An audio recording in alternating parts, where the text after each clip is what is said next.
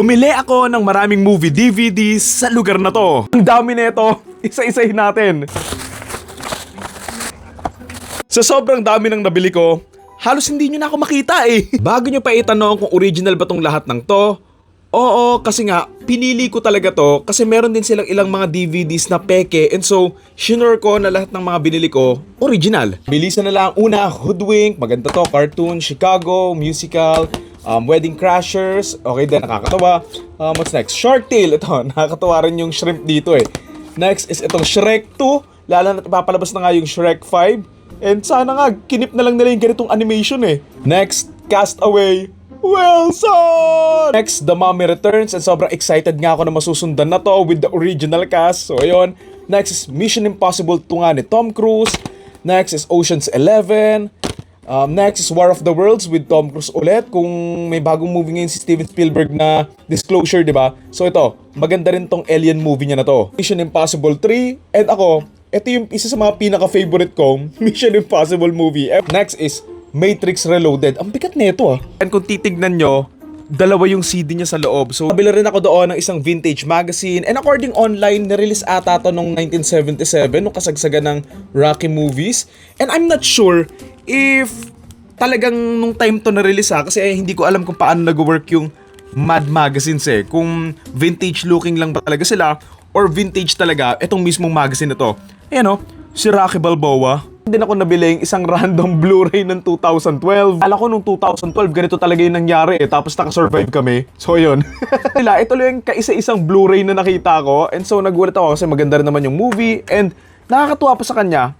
Ayan o, ilang CD to? 3. So ito yung mismong movie ata. Ito yung special features. And ito yung, ito pala yung digital copy for PC and iTunes.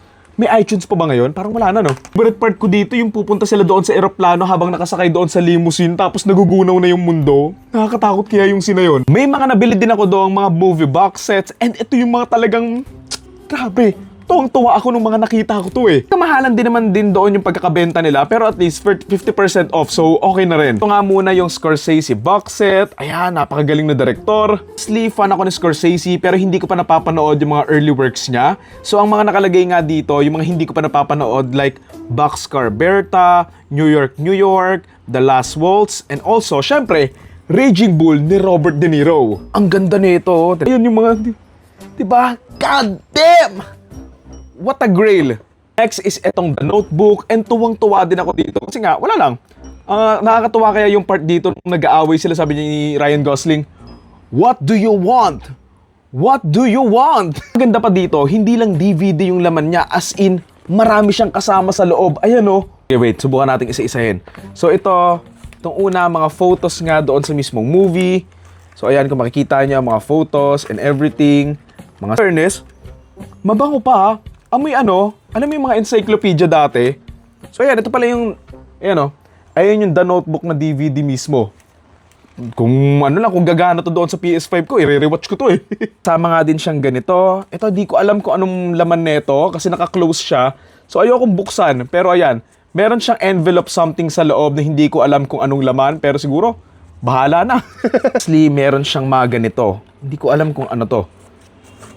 Oh, para siyang mga nangalagayan ng sulat.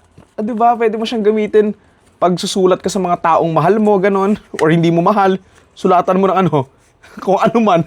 Sa baba yung mga maliliit na envelope, tapos may kasama nga siyang mga ganitong papel.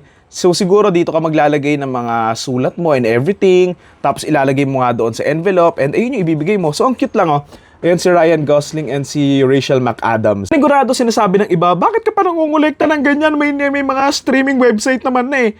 Ako kasi, mas gusto ko lang mangolekta ng physical media kasi syempre, hindi naman lahat ng oras may internet, may kuryente ka, or may kuryente, kailangan mo rin pala ng kuryente dito.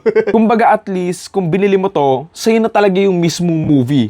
Kumbaga kasi pag nawalan ka ng wala ka na yung movie, di ba? So at least ito, pwede mo siyang mabalik-balikan, pwede mo siyang ma-play ng paulit-ulit, as long as meron kang DVD player. Anyway, tuloy nga natin. So, ito yung next na box set ko. So, this is the Jack Nicholson's One Flew Over the Cuckoo's Nest. And honestly, hindi ko pa ito napapanood. Pero ang tagal ko nang gustong panoorin to. So, hindi ko sure kung ano yung mga kasama niya. So, DVD niya, ayan, dalawa pa nga yung CD. Hindi siya nung So, ito nga yung mga pictures nga doon sa mismong movie. Ayan, kung makikita, hindi na pakita. Yung mga ganyan. Din siyang kasamang ganito, hindi ko alam kung ano to. Oh! Mga pictures ata nung cast. Ayan. Ayan si Jack Nicholson. Ayan. This last one, hindi ko alam kung ano to. Ano ba to? Playing cards ata. Hindi naman siya sigarilyo. So, ayan. I think playing cards to na inspired nga doon sa mismong movie. So, ayan.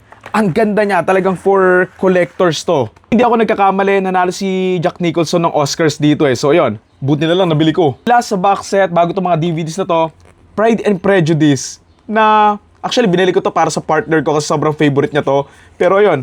Ang ganda rin naman kasi nung mismong lagayan, no? Para din siya talaga siyang libro. The Notebook, marami din siyang kasama sa loob. So, ito nga yung una. Ito yung mga parang nasa likod nga ng mga DVDs. Tapos, ito nga yung mismong DVD. Ayan, no? Pride and Prejudice.